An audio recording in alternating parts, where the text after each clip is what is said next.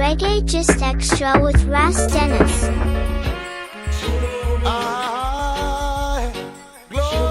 Minik McClymont, the beloved son of global reggae icon Luciano, was tragically stabbed multiple times in the vibrant heart of Kingston, Jamaica on February 27th. His life support was tragically cut short the following day, leaving a void that can never be filled. Luciano recounted that his son was senselessly attacked, merely for the misfortune of looking at someone the wrong way. Without revealing his sources, he shared that Minik was jumped by more than one assailant who then hastily fled the scene in a car. The devastating loss forced Luciano to postpone his eagerly anticipated tour of the United Kingdom. Consumed by grief, he found his mind haunted by thoughts of vengeance, yet he steered clear of such a path, guided by his unwavering faith in Rastafari. In an insightful interview with I Never Knew TV, Luciano shared his inner struggle, revealing that there are moments when the desire for vengeance stirs within him, compelling him to take up arms in defense of himself. Yet, he ultimately finds solace and strength in his music, turning to heartfelt songs like Lord, Give Me Strength as a powerful reminder of resilience and hope. In his words, sometimes you just feel like you should take up arms and try to get revenge for your own self, but at the end of the day I had to resort back to the song I sing.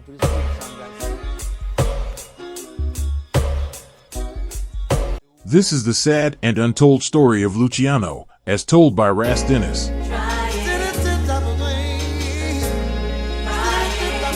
In the wake of a tragic murder, 3 teenagers were charged in the stabbing to death of Minik McClymont, the son of renowned reggae singer Luciano. This was their 3rd appearance in the corporate area resident magistrate's court. The defendants, all just 18 years old, are Jerome Coombs, Kamini Shaw, and Nashlyn Anderson. They were ordered to return to court on May 26 due to an incomplete case file. As resident magistrate Simone Wolfreese delivered the disappointing news that they would remain in custody, the trio appeared remarkably unfazed, even sharing a light-hearted joke among themselves. In stark contrast, Luciano, dressed in a beige business suit, showed no signs of levity. Visibly distressed, he stormed out of the courtroom, a powerful figure weighed down by sorrow. Compounding the gravity of the situation, the driver of the vehicle allegedly used to transport the trio from the scene was also expected to face charges alongside them. During the proceedings, the investigating officer informed Senior Parish Judge Judith Pusey in the Kingston and St. Andrew Parish Court that the police are deliberating whether to charge this man, who also stands as a key eyewitness. The judge had given the officer a firm deadline of May 11th to reach a decision, underscoring the urgency of this poignant case. In a compelling turn of events, attorney-at-law Tom Tavares Finson, representing the interests of the deceased's family, revealed in court that another witness may hold critical information implicating the driver in this tragic murder. Interestingly, the driver has stated that one of the attackers brandished a knife and coerced him to drive.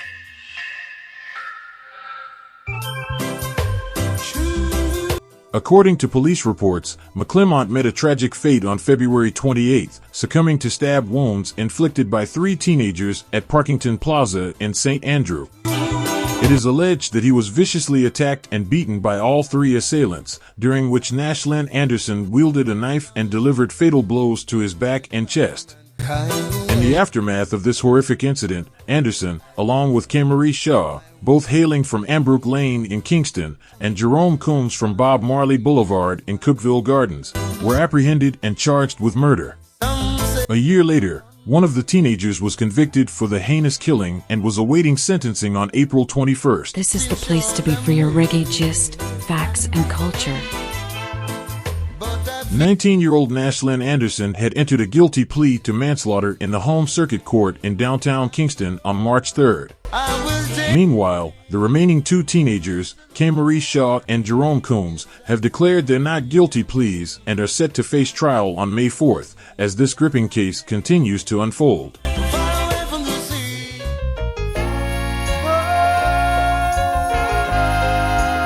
According to prosecutors, Anderson wielded a knife in a tragic altercation, fatally stabbing McClymont. Upon receiving the heartbreaking news of his son's death, Jephthah McClymont, better known as Luciano, took to social media to share an emotional plea. He called on the public to assist the police in bringing the culprits to justice and urged the youth of Kingston to steer clear of senseless violence, mentioning several high-crime neighborhoods, including the infamous Halfway Tree Road, where McClymout lost his life. Luciano, a revered figure in Jamaican music, is affectionately known as the Messenger for his powerful lyrics that champion peace and denounce violence and misogyny, an inspiring rarity in the reggae dancehall scene. As a devoted follower of the Rastafarian faith, his artistic vision and personal integrity stand in stark contrast to those of other dancehall stars, such as Vybz Kartel, who was sentenced to 35 years in prison for murder in 2014, only to have his conviction overturned in 2024. Following the untimely passing of the legendary Silk in late 1994, many turned to Luciano to carry the torch of conscious reggae. The subsequent year heralded the release of his acclaimed album, Where There Is Life, through Chris Blackwell's illustrious Island Jamaica label. This remarkable collection featured unforgettable hits like It's Me Again Jah, which soared to the #1 position in Jamaica, alongside Who Could It Be and the inspiring title track itself. In 1996, he followed this success with a second album for Island Jamaica titled Messenger, a compilation of his beloved hit singles. The title track solidified his legacy and earned him the nickname that resonates through reggae to this day.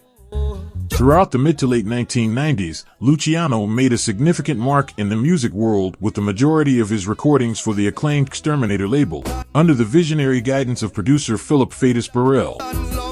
This era saw the label blossoming with renowned artists like Sizzla, Mikey General, Firehouse Crew, Capleton, and Coco T.